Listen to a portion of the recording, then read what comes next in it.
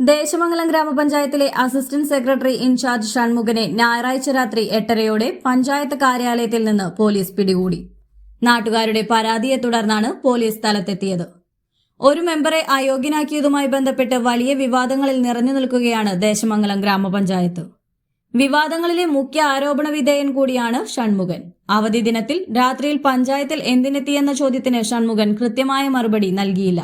ഇരുട്ടിന്റെ മറവിൽ പഞ്ചായത്ത് കാര്യാലയത്തിനകത്ത് അനധികൃതമായി കടന്നുകൂടി പഞ്ചായത്തിന്റെ പ്രധാന രേഖകളിൽ തിരുമറി നടത്തുകയായിരുന്നു ഇയാളുടെ ഉദ്ദേശമെന്നാണ് കോൺഗ്രസും UDFും ആരോപിക്കുന്നത്.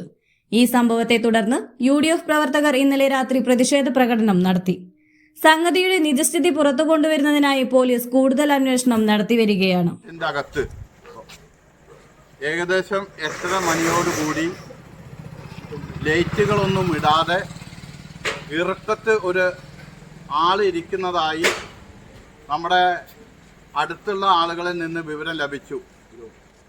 ആ വിവരം ലഭിച്ചതിൻ്റെ ഭാഗമായി ഞങ്ങൾ പഞ്ചായത്ത് ഓഫീസിൽ ചെന്ന് അതിൻ്റെ മുൻവശത്ത് നിന്ന് ബന്ധപ്പെട്ട ജില്ലാ അധികാരിയെ വിളിച്ചപ്പോൾ DDP പറഞ്ഞു അങ്ങനെ പഞ്ചായത്ത് സെക്രട്ടറിക്ക് ഒരു അനുമതി കൊടുക്കുകയോ പഞ്ചായത്ത് തുറന്ന് പ്രവർത്തിക്കേണ്ട ഒരു സാഹചര്യം നിലവിലില്ല എന്നാണ് ഞങ്ങൾക്ക് കിട്ടിയ മറുപടി.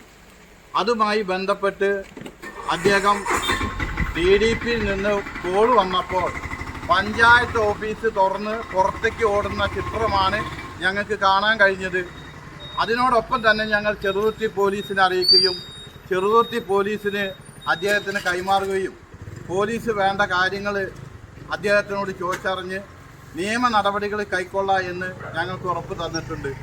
അതിൻ്റെ പേരിലാണ് ഇന്ന് ഞങ്ങളുടെ പ്രതിഷേധ പരിപാടി ഇന്ന് അവസാനിക്കുന്നത്.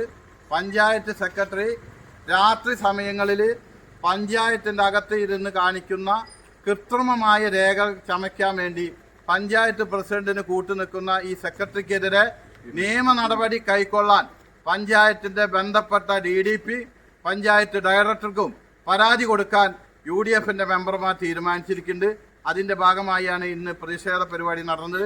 ഈ പ്രതിഷേധ പരിപാടിയിൽ പങ്കെടുത്ത മുഴുവൻ UDFിൻ്റെ പ്രവർത്തകർക്കും അഭിവാദ്യം അർപ്പിച്ചുകൊണ്ട് ഇന്ന് പ്രതിഷേധ പരിപാടി അവസാനിപ്പിക്കും.